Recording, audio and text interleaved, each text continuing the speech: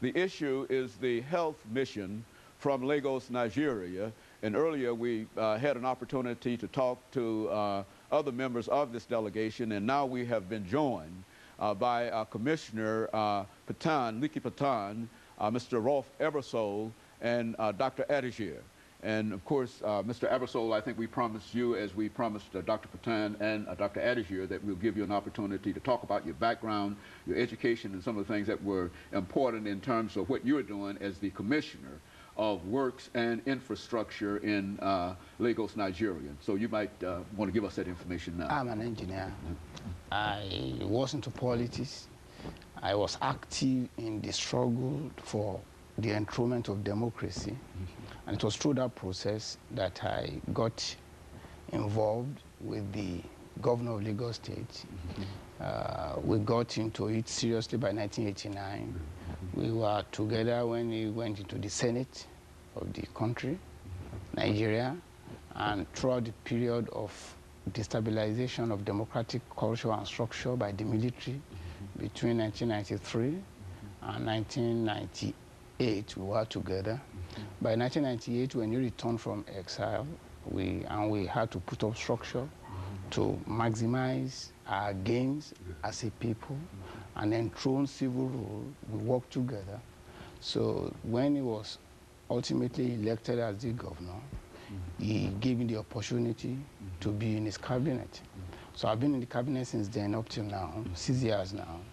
And I've been in charge of public works and infrastructure. Public works in Lagos is very, very cumbersome. It's the aspect of the administration that deals with road construction, bridges, maintenance, and rehabilitation.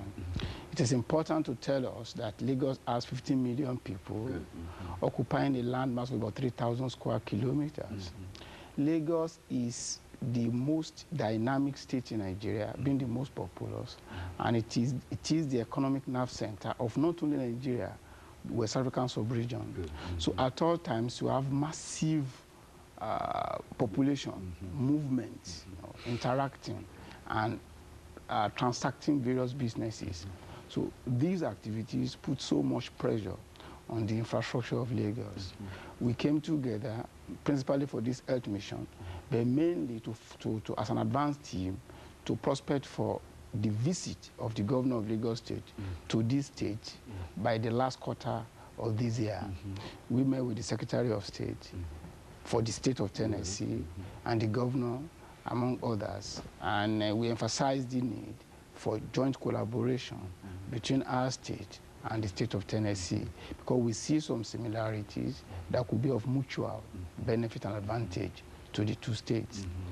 On infrastructure, we found out that your state has a well-developed infrastructure. I mean, if you compare the demands of the people for infrastructure to what is there, one could say you're oversupplied. I mean, that is if you're looking at it from our own prism, where what we have is grossly inadequate. And I mean, during our meeting with the Commissioner of Transport, Mr. Nicely, it was such a wonderful opportunity to know your capacity, because we understood through the meeting that the state of Tennessee has about 80,000 miles of roads, tarred and untarred, while the state is responsible directly for about 14,000 miles.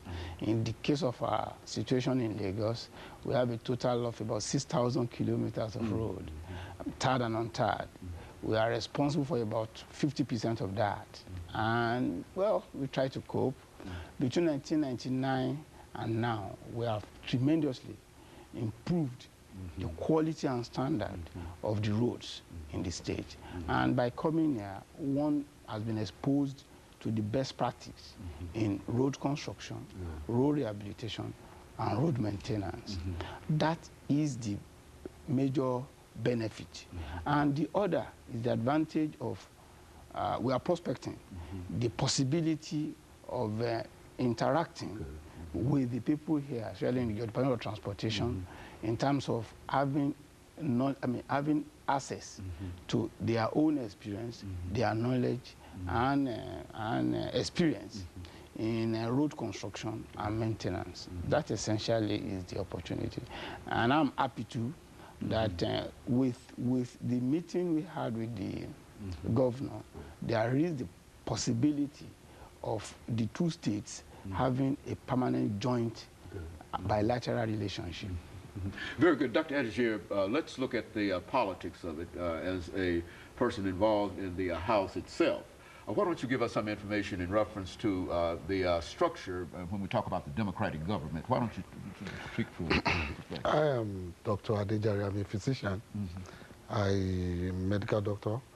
I have my own private practice in Lagos before I joined politics. The politics of my own place, we have 3 tiers of government. The federal government, the state government, and the local government, the ones you call counties in there. At the federal, we have the executive arm, the judiciary, and the legislative. The executive consists of the president and ministers. There are about 30-something or thereabout, and with his special advisors. The national legislative body is a bicameral one. We have the Senate and we have the House of Representatives. We have about 103 senators and about 360-something House of Representative members, all representing 36 states. And in my own state, we have the executive, the judiciary, and the House of Assembly. The governor is the head of the executive. The legislative has the speaker as the head, which I'm a member. I represent Agege constituency 02, and I happen to be the chairman of the health committee of the House. And politically, we have we run a multi-party system. We have the majority party as the PDP, People's Democratic Party. Then we have the All Nigerian People's Party, and my own party, Alliance for Democracy. Those are the 3 major parties we have.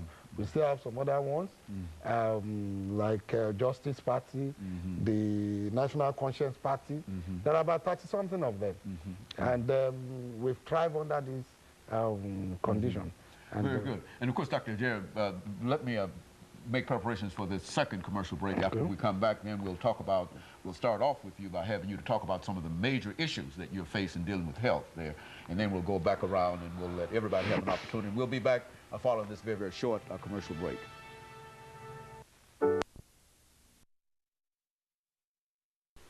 We're talking to